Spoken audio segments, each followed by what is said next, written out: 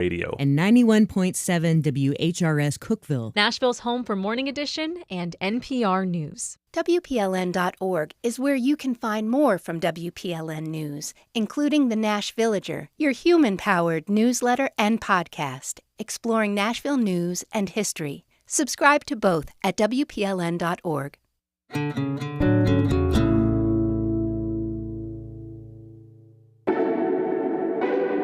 From Nashville Public Radio, I'm Blake Farmer, and this is Nashville. We've got something new. We're calling it The Roundabout. It's the news of the week from Nashville to national, all with local perspectives. We have a guest on the left, one on the right, and we'll always have a journalist on the panel to help us with the facts as we wrestle collectively with how to make sense of all that's happening. Today, we'll deal with an execution, consider Elon Musk's private tunnel, and look in the mirror as we consider Tennessee's new ranking as one of the worst places to live. Ouch! That's coming up after this hour's news, so stay with us. This is Nashville. Sharing news and stories from the voices of Middle Tennessee. This is Nashville. Our show is made possible by Music City Prep Clinic. This is Nashville is in service to you. So if you have an idea for the show or feedback you'd like us to hear, leave us a voice message at 615-751-2500. Live from NPR News in Washington, I'm Windsor Johnston. President Trump is calling for an unprecedented change to who is counted in the U.S. Census. NPR's Hansi Loang reports those figures influence elections for presidents and the House of Representatives.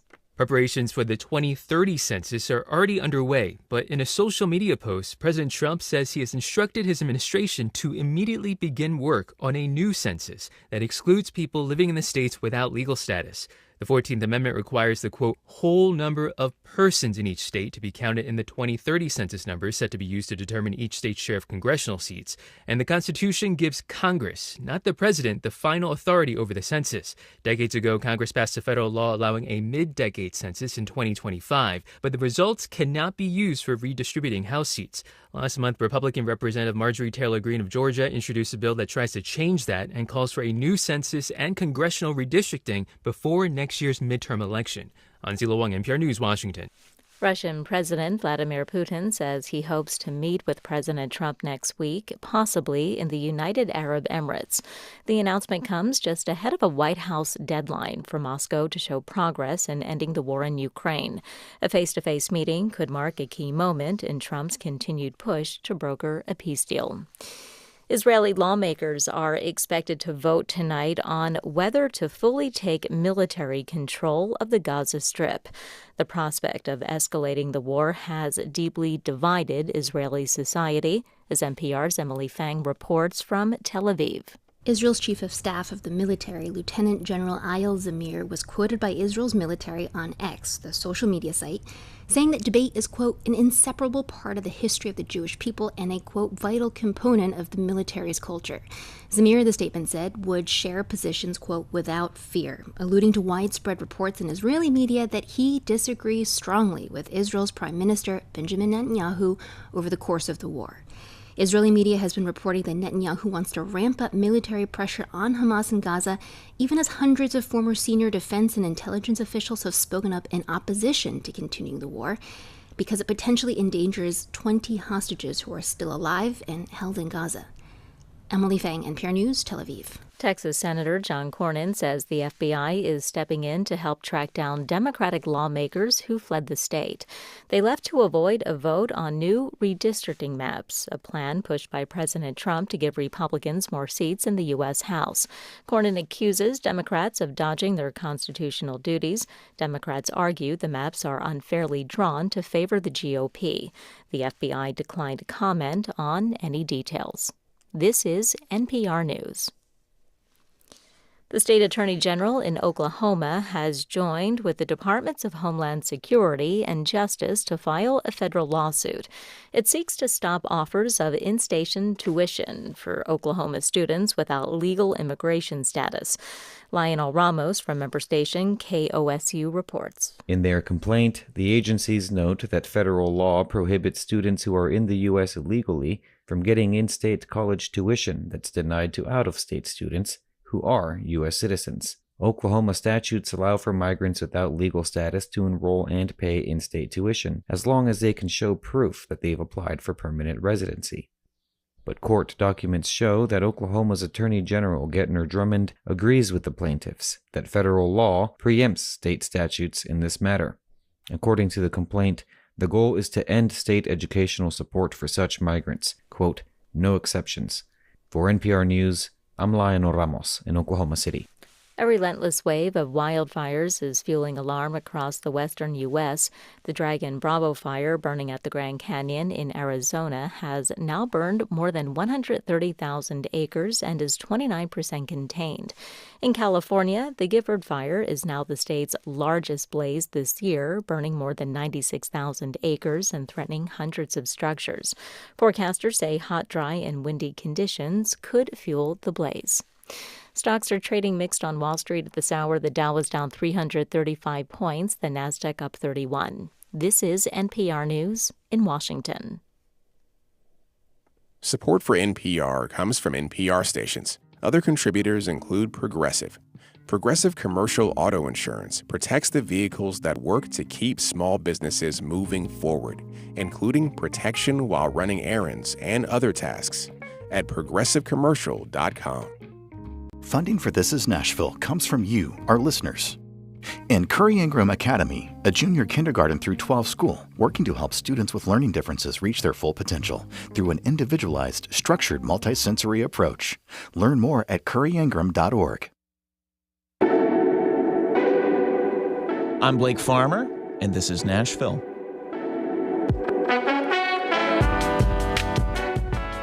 It's a weekly roundabout edition, a new phrase we've just come up with here. But we're taking the week's biggest stories that have us talking, and we're going to gnaw on them together. Our goal is to bring you various perspectives, left, right, and center. Not that every issue breaks down so cleanly, but that's not so secretly part of the point here. We're just as interested in points of agreement as we are in points of conflict. And your voice is an important one. We're taking calls this hour. If you've got questions, we'll see if we can get you answers or at least get your voice heard. We also want to hear how you feel. So please don't hesitate to join us on the air, even if you have second thoughts about calling in. Your point of view matters, and the Roundabout is meant to give us a place to circle up and have a sort of community discussion. So to join us on air, you can call 615-760-2000 throughout the show when the time comes for you. You can also comment on the YouTube stream at youtube.com/@WPLN. Yes, we are streaming on YouTube. Hello there at home. All right, joining us this week and representing the more conservative point of view is Cameron Smith, opinion columnist and editorial board member at the Tennessean. Welcome, Cameron. Hey, great for having me. Thank you. And on the left, Garrison Hayes, video correspondent for Mother Jones, here in the studio. Hey, good to be here. I didn't know I was on the left. What? Well, we'll talk about that in a moment. And here with me, primarily helping us, out with the facts here in the center, reporter Adam Friedman from the Tennessee Lookout. Thanks for having me.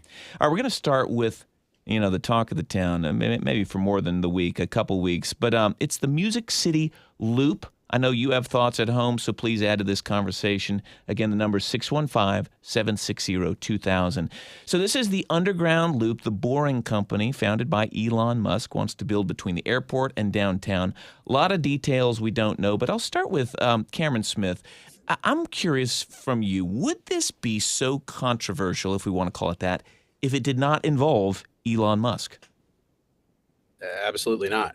It's a tunnel that quickly connects people from downtown to the airport. That, generally speaking, I can't imagine too many folks that would say, hey, that's a terrible idea given the traffic around Nashville. But once you introduce Elon Musk into the equation, it starts to get a little bit dicey. Obviously, you see Republicans generally very supportive and excited about this, and folks on the left saying, wait a minute, what's going on here? Why does he get exclusivity to the tunnel? Let's learn some more details. I think that's fair. Are there conservatives who might feel like they should be supportive, but also have questions about kind of paving the way for this billionaire? Yeah, sure. I'm one of them. I want to have a little more details. Hey, did the Boring Company go through and secure the right property rights? Did they work with landowners and other people to make sure that, hey, as they're doing this, everybody knows the deal that they're getting. I think that's eminently reasonable. There's nothing crazy about that. But otherwise, it seems pretty innocuous. It is something that could help alleviate some congestion. I think it's innovative and different, and trying new things is something that I think a lot of Tennesseans are okay with. Garrison, here in the studio, is Elon Musk the real issue here Democrats came out immediately and found all sorts of reasons that this was not a good idea. Yeah, I think there are a few questions here. I think Cameron rightly brings up the question of transparency, which is huge here.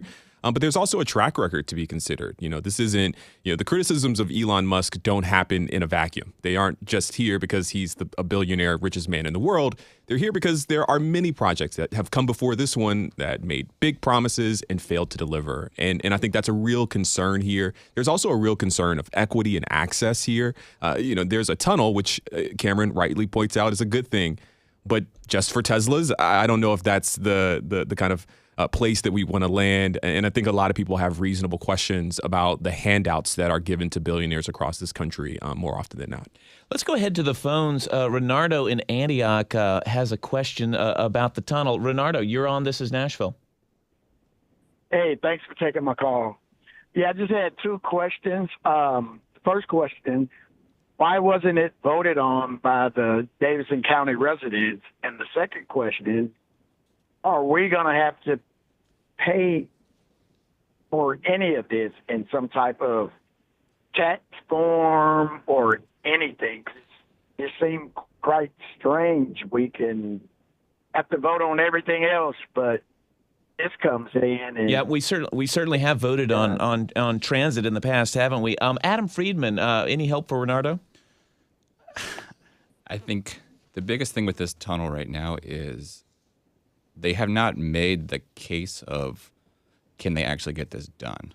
That's the biggest thing if you think about it. It's not whether it's good, bad. They haven't really demonstrated that here's how they pay for it, here's how much it's going to cost, here's who's responsible for paying for what, who is responsible for this permitting and this thing, right? This is a massive project with a ton of logistics. And I mean, like the other day, Mayor O'Connell's office sent something like 60 questions about this that I think are the question that every reporter in this city has about, can this actually happen? And that kind of feeds into who has to pay for it, who has to cover the permitting, who has to decide how this stuff is done, right? Will there be a vote on the city council to decide that they will allow something to happen here? Does the legislature have to approve something? That's like the biggest question. There's no answer at the moment, and that's sort of where this project is sort of at its sticking point, essentially. Yeah. But so let me jump in there and ask, well, okay, there's a lot of large projects, maybe not quite this large, but every time,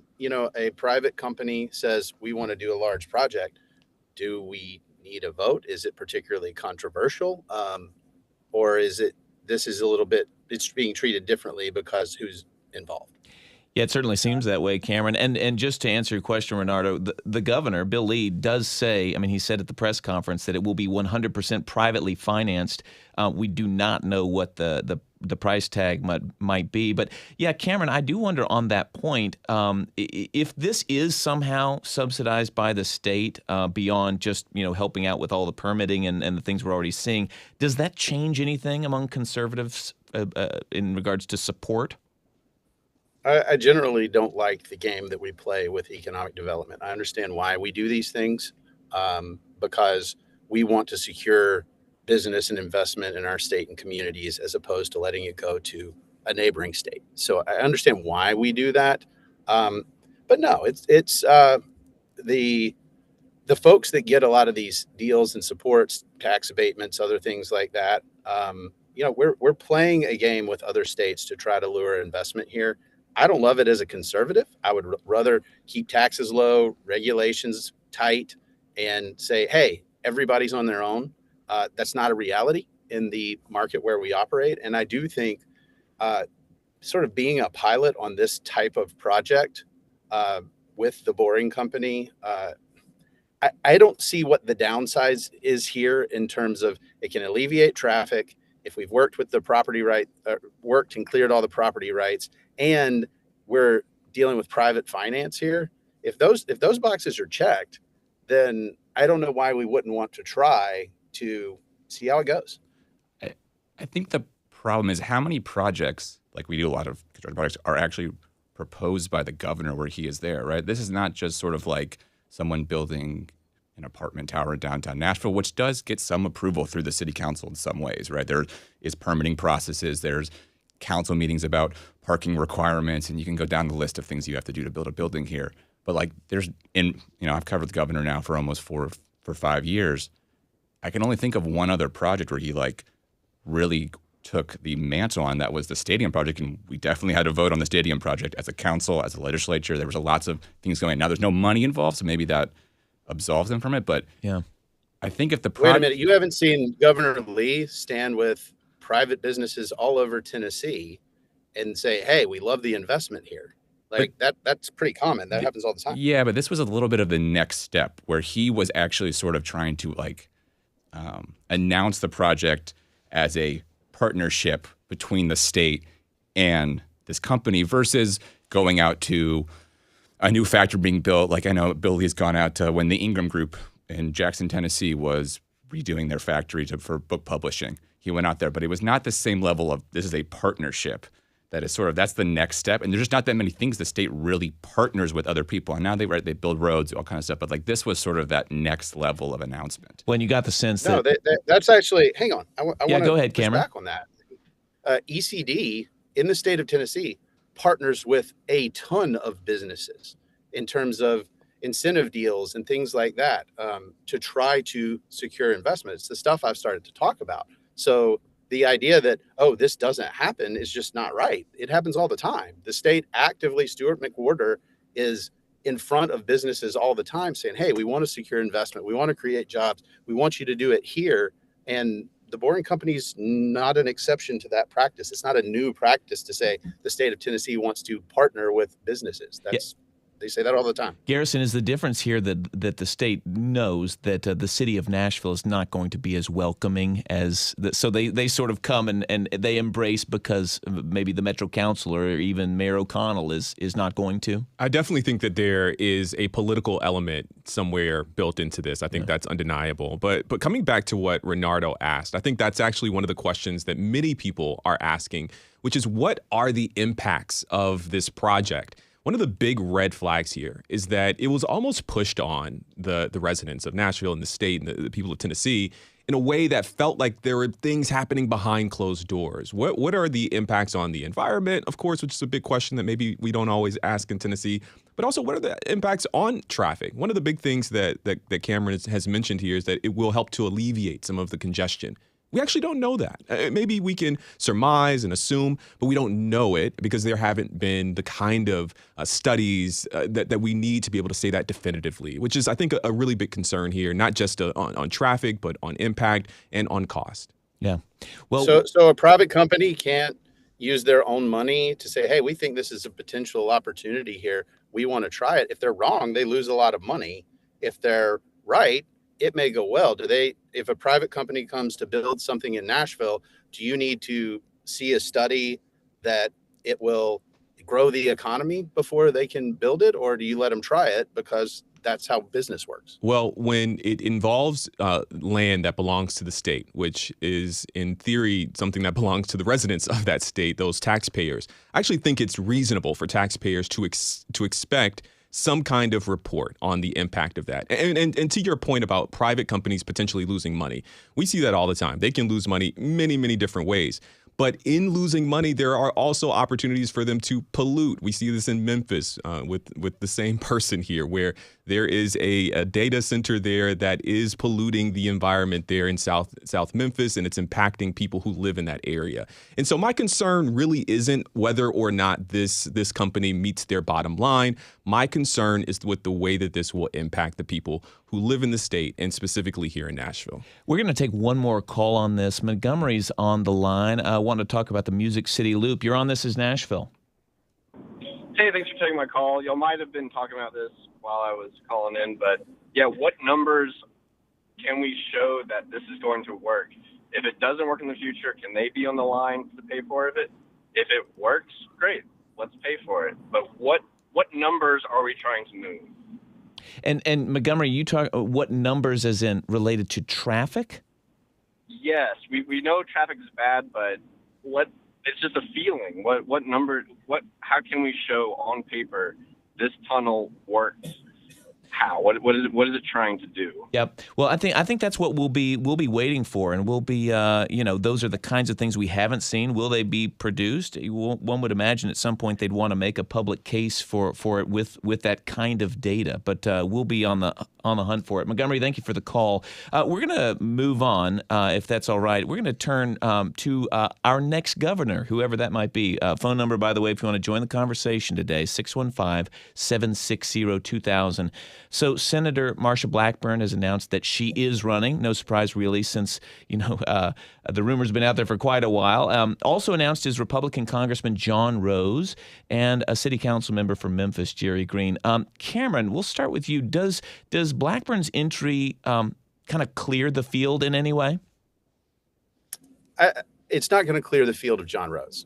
John got in early knowing that Blackburn would likely announce, which she has. And I don't know if we're going to see too many other people jump in. Blackburn has formidable name ID, popular around the state. There was a poll that I think it was Beacon Center that just did that said, she's got 66% compared to John Rose's 14 and 19 undecided. I don't know how accurate that is right now, but I think she's the political juggernaut in this race in the fact that she's run statewide. The exposure points she has right now are she just ran for a Senate term. And so it's reasonable to say you ran for a Senate term. You had to know when the governor's term was up. Were you planning on doing this all along? And then right now, authenticity really, really matters in politics. And she has been a politician. She's very buttoned up in the talking points. She kind of knows what to say. Can she win over people and say, hey, I'm one of you. I am a Tennessean and I want the ability to run the state. Anything else to add there, Adam or Garrison? Yeah, I mean, I think Cameron makes a really good point, right? This race, at least in the Republican primary, we've seen the last two Republican governors be businessmen, outsiders. I guess Haslam was mayor, so he was Knoxville, so he had some political experience. But this race is kind of between right now two D.C. politicians, right? This race is kind of screaming for someone else to enter who isn't that. I don't know if they have a shot at winning. I'm sure Blackburn and Rose are going to accumulate a massive war chest of money to be able to spend. Yeah. Although we saw in 2018 that didn't matter. Randy Boyd spent the most. Dan Black spent the second most. Bill Lee, you need a certain amount. Well, it made me think of Diane Black, who seemed like she might be the favorite. And, Bill Lee, ran away with it. Yeah, you need a certain amount of money, but you don't need the most money to win this kind of race. But it seems like Blackburn at least cleared the field of kind of any other Republican politician. I think Glenn Jacobs said he's not going to run because of her. Like, there's just some of those people who have been rumored to run that she sort of cleared out. So we'll see, though, especially if it's turned into a 3 or 4 person race, that kind of changes the whole dynamics of it. Yeah. Well, we're going to go ahead and take our first break before we get into the next topic. So our Roundabout panel will stay with us. And when we come back, we're going to examine this week's execution in Tennessee and hear from one of the few pro-death penalty activists who regularly attends executions at Riverbend Prison. So stay with us. This is Nashville.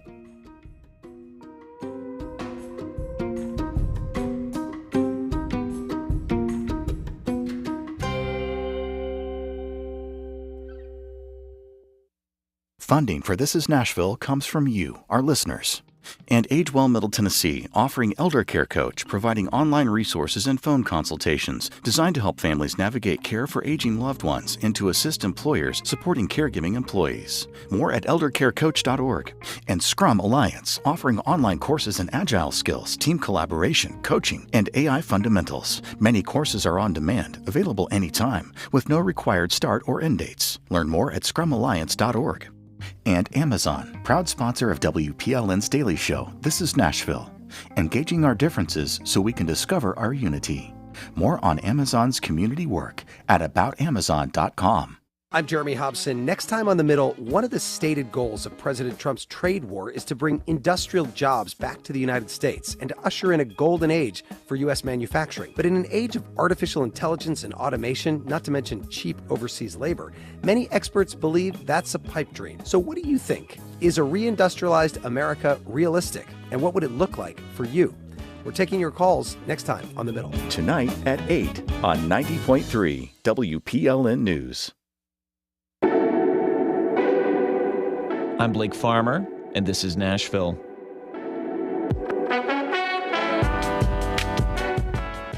It's a roundabout edition, something we're trying weekly on Thursdays this month. As usual, it's also your turn to talk. We're taking your calls. The phone number is 615-760-2000. Rather than one topic, we're diving into the week's news with our panel, representing views on all sides of things. Garrison Hayes of Mother Jones, Cameron Smith of the Tennessean, and hanging out here, Adam Friedman, reporter for the Tennessee Lookout.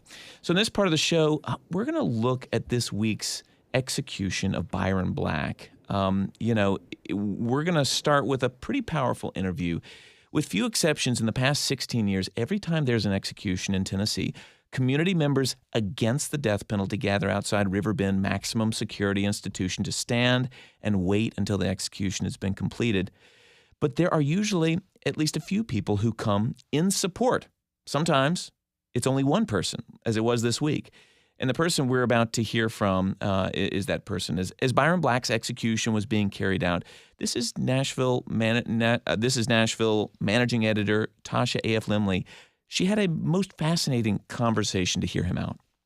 The first time I saw Rick Lottie was outside Riverbend Maximum Security Institution in 2019. He was there in the for side during Donnie Johnson's execution. In contrast to the maybe 4 dozen or more vigil attendees in the against side, Lottie was by himself. But even in a crowd, he'd be hard to miss. Lottie is tall. He wears jeans, a long mustache, cowboy boots, a trench coat in cold weather, and in any time of year, a cowboy hat with a rattlesnake wrapped around it with fangs dripping venom. Across the fences and fields, separating the fors and againsts, the only thing I heard him say after Johnson's execution was when he yelled, "Thank you, Governor Lee." And at Byron Black's execution just this Tuesday morning, his thoughts are biting. Today we're going to wipe the smile off of Byron Black's face. You know, he's a disgrace. He's going to get what he deserves. This execution, Lottie is actually not alone remembering Black's victims, Angela Clay, and her young daughters, LaToya and Lakeisha. He shares the large grassy space with 4 women who didn't want to talk on record, but expressed some relief at the day. One woman lowers her head and says with a hushed voice, "God's will is done. It's over. End of a chapter." End of a chapter. Victims' family members, like these women, are some of the reasons Lottie has stood his own vigil at the prison for about 10 executions since 2009. The victim's family and their friends. I come here for them. He's particularly angry about crimes involving children, and he tells me there's a big reason for that.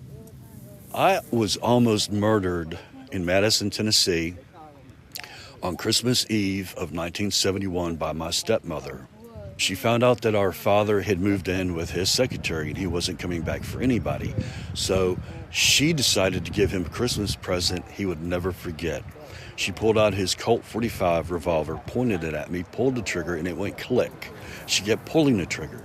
Lottie says his stepmother left the room to try and load the gun, and she failed. So I know what these 2 little girls went through. I know what it's like to have a gun pointed at you when you're a child and see the trigger get pulled.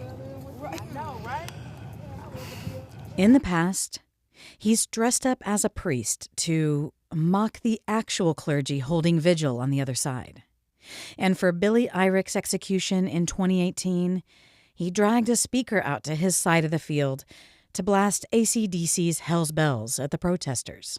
Still, leaving this execution, he meets and shakes hands with a couple clergy, and is still talking with one pastor long after nearly everyone else has left. Guards even give them a kind 15-minute warning. Issues around the death penalty are complex and deeply emotional. And even though Lottie always stands on the pro-death penalty side of the fence, he tells me he has many major concerns about the punishment. Acknowledging a flawed system, saying innocent people have at least occasionally been executed, and even questioning whether it's a sentence that should ever be handed down again. Just because somebody is anti-death penalty and pro-death penalty doesn't mean that we can't sit down and be civil to each other and see if we can't figure out a solution to this. This is not fair to that family standing behind you. They had to wait 36 years for justice to be served. For This is Nashville and WPLN News, I'm Tasha A.F. Lemley. Byron Black was executed Tuesday morning. He was convicted of killing his girlfriend and her daughters in 1988. It's carried out by lethal injection, and after a 5-year pause, this was the second execution in the state since May.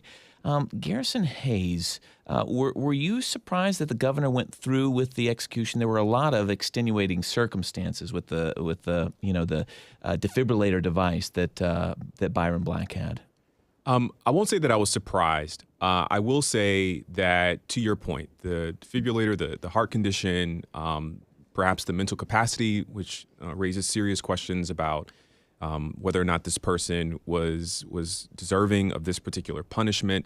I think there are always these really big questions in these. Now, what I'm not going to do is defend that person's actions or even say something that might insult the real pain for what this person is believed to have done. But what I will say is that I am compelled by Brian Stevenson's words and his belief. He is the founder of the Equal Justice Initiative, and he really raises this question about whether or not we have the moral authority to carry out the death penalty as a country and as people. Is that the right response? I really struggle with that, and I think it's something that we have to wrestle with. Our response to someone killing someone is to kill them. I'm just not sure if that's the right way. And I do appreciate the person in this story. I can't remember his name. Yeah, but Mr. Lottie. Mr. Lottie, his willingness to acknowledge that maybe this shouldn't even be the way that we respond. I think Tasha was very surprised to hear that from him. If you'd like to join the conversation at the moment on the death penalty, you can join on the air by calling 615-760-2000. You're also welcome to join on the YouTube stream. It's youtube.com/@WPLN. Just make a comment there. We'll try to get it into the conversation. Cameron Smith, I'm going to turn to you. Just this week, a man in West Tennessee was arrested in the killings of 4 family members after this big manhunt, and the local district attorney told the AP that it was very likely he'll seek the death penalty. So I wonder, to Mr. Lottie's point, who's in the story there, is there any appetite in Tennessee to phase out the death penalty beyond folks on the left typically? To answer your question bluntly, no. Yeah. I do not like the death penalty. I think it's wrong to relish the taking of human life ever. I'm pro-life, and so I can't be pro-life when you're born, but hey, when you commit a crime, say, hey, you're just so bad. I hate you. I don't want any of that. That said, I believe that the death penalty is a punishment that people who commit crimes are aware of. They know that when they commit certain acts, Byron Black, for example, walked in, shot a sleeping woman in the head, shot her daughter in the neck and chest from 2 feet away, and then went into a second bedroom and shot another child in the chest and pelvic area from about 6 inches. And they didn't die. The mother died instantly, but the last victim shot could have just laid there and languished for 30 minutes. It's a horrific crime. And so the realization that if you commit these crimes, you may forfeit your life. Again, we should not relish it, but I don't believe there's a lack of clarity here. And I would support a higher standard for the application of the death penalty in terms of evidence, because I do think there have been demonstrated cases in the past where people were wrongly executed. But when we have an incredibly high standard of evidence, and in this case, it appears that we do, I think that in Tennessee, folks say this is a punishment that even if we don't like it, it's on the table, and we believe it has a deterrent value from people doing these types of things in the future. Yeah, and Cameron, you make a good point on this is a crime committed in 1988, and so like people aren't, the stories of those victims, Angela, LaToya, Lakeisha Clay, are not present. People are not thinking of that when they're thinking about this execution. Garrison Hayes. Yeah, the Death Penalty Information Center has actually studied this thing, and what they've concluded is that there really is no meaningful evidence to suggest that the use of the death penalty deters crime. This is something that maybe feels intuitive, but when we think about crimes of passion or even crimes committed by people who are mentally handicapped, which is a serious question around Byron Black, there is no deterrence factor there. And I think what we all want is a world where these things don't happen. And so we should work toward mitigating the factors and the conditions that help to create these things. I'm not going to prescribe that here, but I do think it's an important thing for us to actually consider. And if the evidence suggests that this is not one of those things that help move us to that world that again, we all agree that we want, then we should really question whether or not it's the appropriate response. Let's go to the phones now. Renee in Murfreesboro, you're on This Is Nashville. Hi. Yeah, I was saying that I have some mixed emotions. I think if it were somebody in my family that had been brutally murdered, I'd want to see justice. But as a Christian, I struggle with the idea of taking a life. And when I heard this story, the fact that I think this man had special needs, is that correct? That kind of made me sad as well, because I'm somebody who spent 20 years in special education. I'm not justifying his crime at all. He was diagnosed with an intellectual disability. I don't know that special needs is the right way, but go on. Yeah, well, that would qualify under special needs. And I taught that for 20 years, so I have, compassion for those people that struggle like that, not justifying his crime at all, but I just think we need to maybe make exceptions for certain cases where it warrants life in prison without the possibility of parole. I think people maybe think if you say life, it doesn't always mean life, and people get out when they shouldn't get out, especially career criminals. I just think we need... No, Renee, you make a very strong point there, and a life sentence does not. We even had folks on, from the Ear Hustle program last week, and talked about folks who were able to get out after a life sentence. So your point is a good one, and yet your conflicted emotions, I think, are very, very common. So thank you for the call, Renee.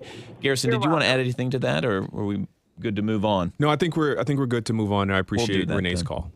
Well, it's a tough pivot from one of the most difficult things that the state deals with. But we're going to turn now to the big, beautiful bill, which is obviously we're a few weeks out from it being approved. But Adam, from the Tennessee Lookout, you've done some great analysis of the impacts of the big, beautiful bill in Tennessee, and one chart really stands out to me, and that's that the tax cuts are expected to save Tennessee households something like $7 billion in income taxes, I think, in next year, but the distribution is very uneven. So talk to me about what that chart shows. Yeah, save might be the wrong word, because I believe we already have the tax cut. He was extending the current tax cuts, so no increase in tax that were going to happen. But just the way the bill is designed ultimately is to sort of benefit the higher income households. And so did an analysis where basically took data from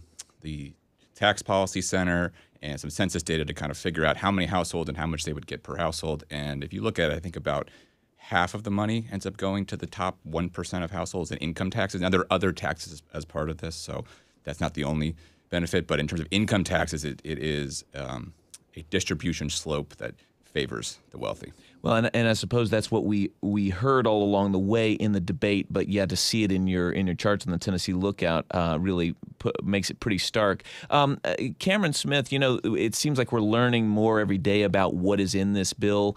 CNBC had an article this week about a provision that appears that it limits tax benefits from charitable donations, especially for high earners.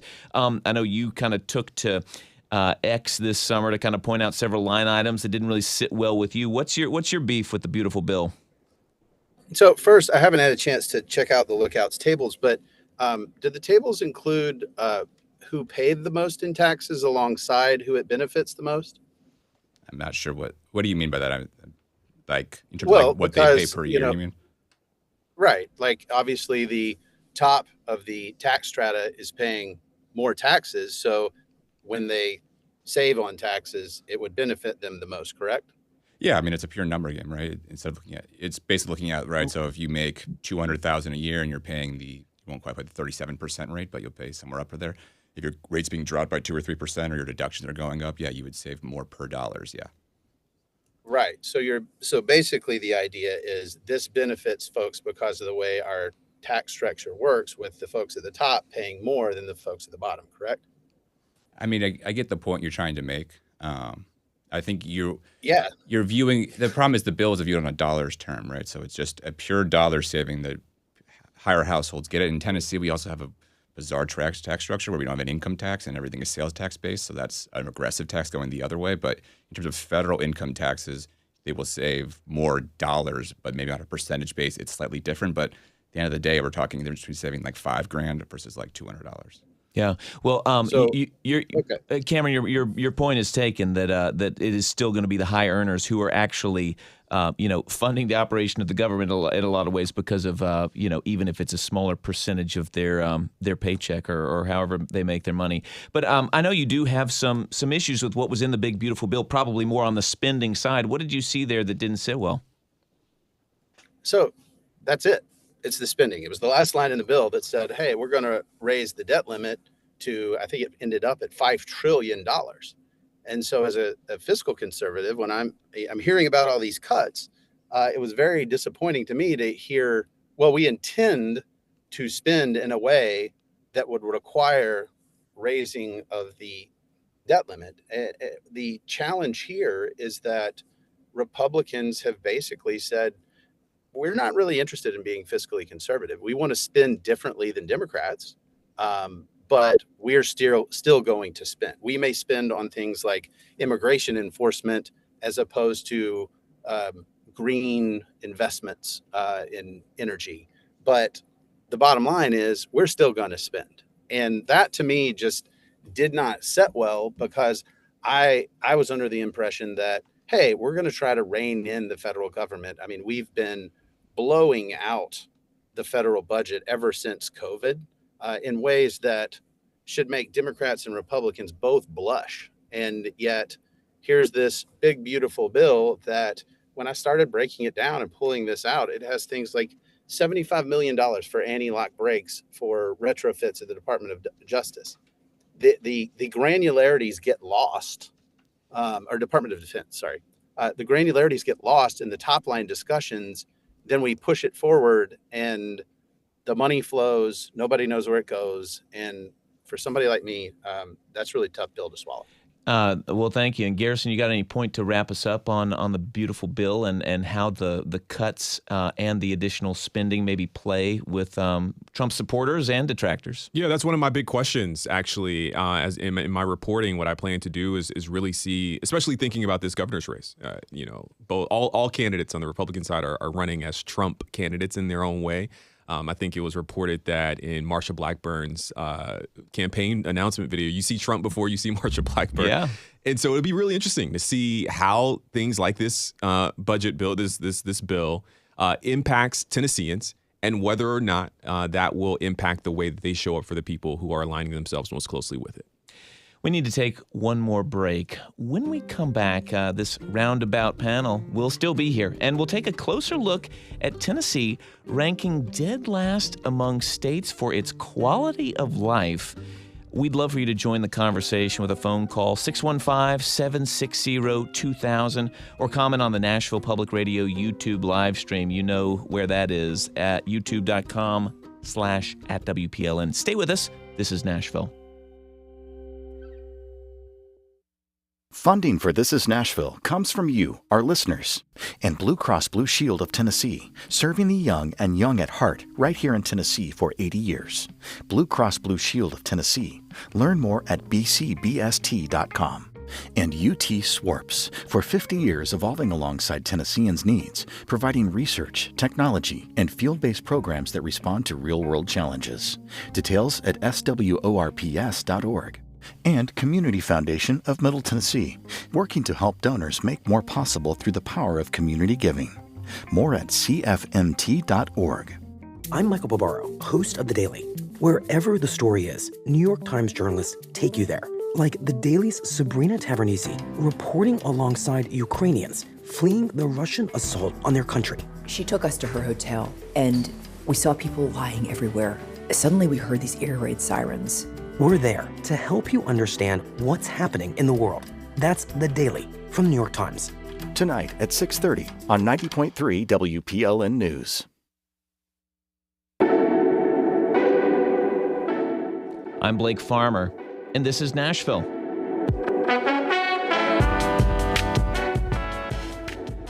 We have our Roundabout panel. Garrison Hayes with Mother Jones, Cameron Smith, conservative columnist for the Tennessean, and reporter Adam Friedman of the Tennessee Lookout. And we are still here. According to a CNBC study that came out last month, Tennessee is the worst state for quality of life. Now, since the study began 19 years ago, we've almost always been somewhere in the bottom 10, but this is the first time we came in last. The quality of life ranking is like a subset of the CNBC best states for business study. So while we're last in quality of life, we're like 21st in the economy, 9th in infrastructure, 10th in workforce, 10th in cost of doing business, 3rd in business friendliness, 24th in technology innovation. All right, Adam Friedman, help me out. As a data guy, how do you view all these state rankings as they come out? Oh, with a grain of salt, maybe the way I begin it. I love living in Tennessee, so I can't really relate to this. Yeah, before Nashville, you were in Jackson, so yes. You're not trying to escape. Yeah, I think one of the quality of life things that probably this is referencing is our lack of healthcare infrastructure. I mean, if you go out in Jackson, much of rural Tennessee, we've had hospitals. The hospitals are West Tennessee especially. Yeah, you know this as a former health reporter. That's got to be probably one of the big things. Like, there's a lot of communities in Tennessee where you could have a heart attack, have a stroke, break your leg, and you're an hour away from a nearest hospital, and that could be different life and death. And driving by a hospital that used to be open until it wasn't. And most of the hospitals are just sort of now, even the ones that do exist in some of these smaller towns, are just ghosts of them former selves. Yeah. Join the conversation with a call to 615-760-2000, or if you're joining us on the live stream, you can just drop a comment right there on the live stream at youtube.com/@WPLN, where we're streaming video from the studio here. Where do you see Tennessee's quality of life falling short? We'd love to hear from you. So, categories in the quality of life ranking, if we do dig down into this CNBC study, they include public safety, so like kind of per capita crime rates, environmental quality, access to health care, like you said, Adam, child care availability and affordability, worker protections such as livable wages and paid leave, anti-discrimination laws, reproductive rights, and voting rights. So, Garrison Hayes, what disconnect do you see between the quality of life and how well Tennessee does in those other categories like business friendliness? Yeah, I think one of the things that I'd highlight is that voter turnout in the state is really, really low. And I am often singing that song as a person who's just really interested in people getting out and letting their voice be heard. And so I think one of the ways to turn this around is to engage in the democratic process a little bit more and to show up and vote. I think that really, really matters.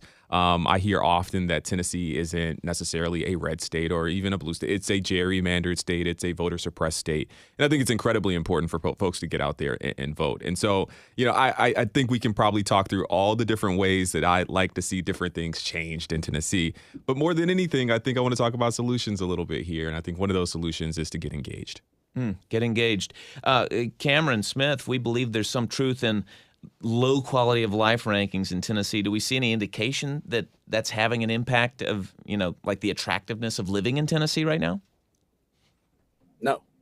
In fact, I looked at the breakdown of this study, and it basically, the quality of life breakout is your state a liberal state? And the answer is no. So therefore, if you look at the other folks in the rankings, it's basically like the more conservative states in the South are the worst. And you know what number one is? Vermont. Yeah. And What does that when tell I you? look at a list Cold like up there. right, when I look at this, how you cut your methodology matters deeply. So when I see stuff like this, particularly from a CNBC, I'm like, okay, cool. Let's break this down, because Tennessee has responded to the majority of its voters on things like gender identity, reproductive rights, things like that. They're dinged. It's not a good place to live, according to this study. I love living in the South. I love living in Tennessee. It is a fantastic place to live. I have tremendous amounts of freedom. I do not have a heavy hand of government on top of me. I don't have to deal with income taxes. There's a lot of reasons why I love here, not to mention the weather, and the football is pretty great. The idea that we would look at something like this, I get it. People like lists. It's always fun to like trash the South and trash, the political opposition. But when quality of life effectively means, is this state liberal, then come on, give me a break. Let me go to the phones, Cameron. A caller in Cookeville who's kind of personally affected by some of these issues. Cookeville, you're on the air right now on This is Nashville. Well, you may not actually be right there, but we'll come back to you if we can. We may take Garrison. You were talking about Tennessee really just being a gerrymandered state. I assume what you're implying is that if the districts weren't drawn as they've been drawn, then you might not have folks. Well, before we do that, I think caller's ready. Cookeville, you're on the air. I was agreeing with the Tennessee being ranked last among the 50 U.S. states for quality of life. I was born here in Tennessee. I did move out to California after I got my college degree because I couldn't find a job. I still don't have any health care coverage. I was ill. I passed out on the floor. Someone found me unconscious. An ambulance was called. I didn't do the calling. When they found out I didn't have health care coverage, they had me to sign a form, and they left. Eventually, I was admitted to the emergency room locally, and I just learned today that Tennessee is going to lose probably because of the cuts to Medicaid 12 nursing homes. I'm not, in that shape that I would have to go in a nursing home now, but it's conceivable down the road, and it has really detrimentally affected me, the amount of money I had to pay out of pocket because I couldn't get did not qualify for the Affordable Care Act. I did try to get Obamacare. I loved Obama. I thought he was a wonderful president. Clinton was a wonderful president. He balanced the budget. He balanced the budget by charging the wealthiest few just an extra percentage on their tax dollars so that those of us little people could have some kind of help. All right, well, let us take your comment right there, and thank you for calling in from Cookeville. Garrison Hayes. Yeah, what I responded by saying, I want to kind of respond to what Cameron was saying as well, which I think is in conversation with what the caller just mentioned, which is that, we can talk about these kind of culture war things, like whether or not trans people's lives are harder or whether or not, abortion access is diminished. But the list does get at very real quality of life things that step outside of the culture war, whether or not we have people's, minimum wages being met, whether or not they have protections as workers, whether or not there are hospitals and access to healthcare in places that really, really need it. And so I want to make sure that we're drawing a distinction. Having access to healthcare is not a liberal idea, actually. I'm sorry. Like, we should all have access to health care. Being able to be paid an appropriate wage is not a liberal thing. At least it shouldn't be. Who should pay for the access to health care? That's the difference, right? Well, the government's one of the biggest payers in health care. The biggest. It is, but yeah. That's the policy disagreement is not, hey, all things equal, I would love everyone to have everything. The question is, who should be responsible to pay for that access? And Democrats have said in varying ways, well, we think it's the taxpayer that should pay for all the other folks.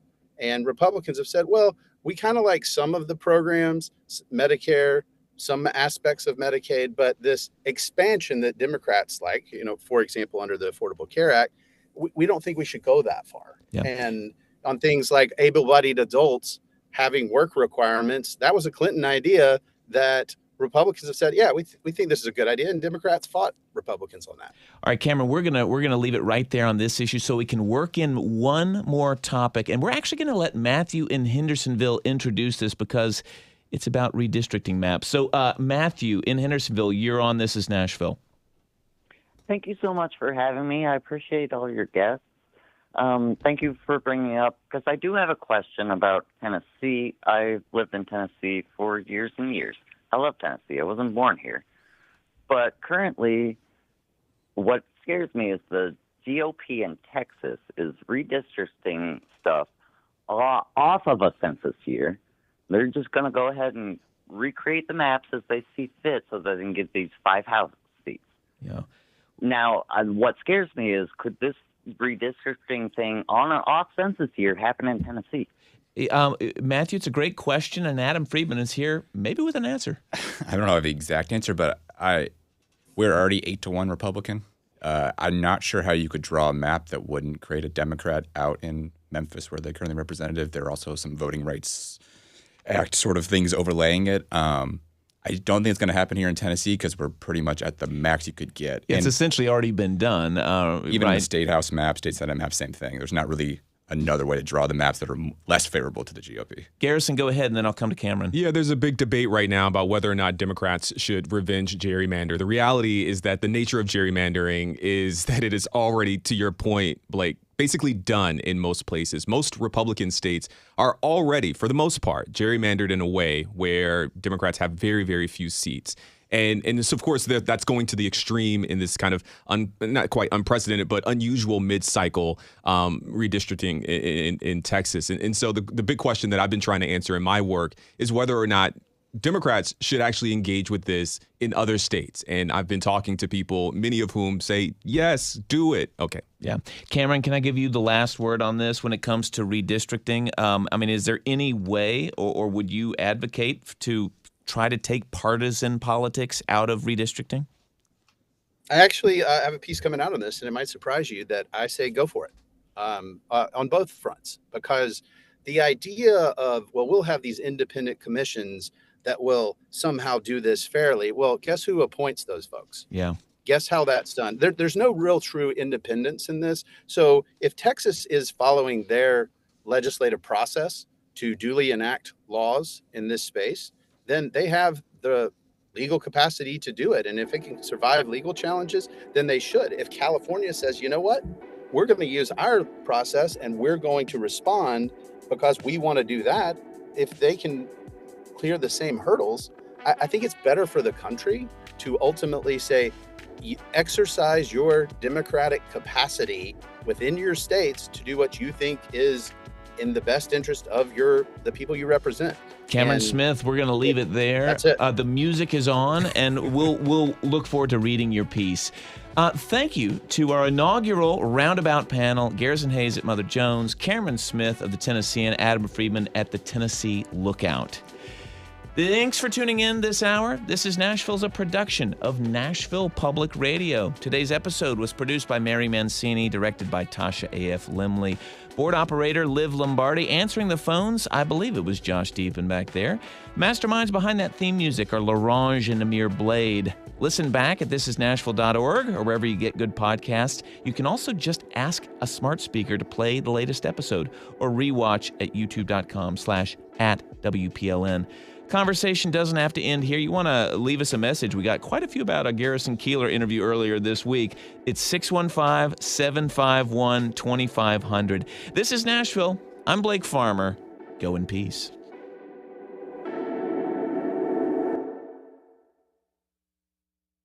We know that local government isn't the only part of your life. Like the mayor, I know that city government isn't the only thing you're concerned with. We are still struggling to find affordable housing. Particularly with this bus stop. That's one of the unique challenges with my business. I'm WPLN's Metro reporter Cynthia Abrams. I'm working to break down talk.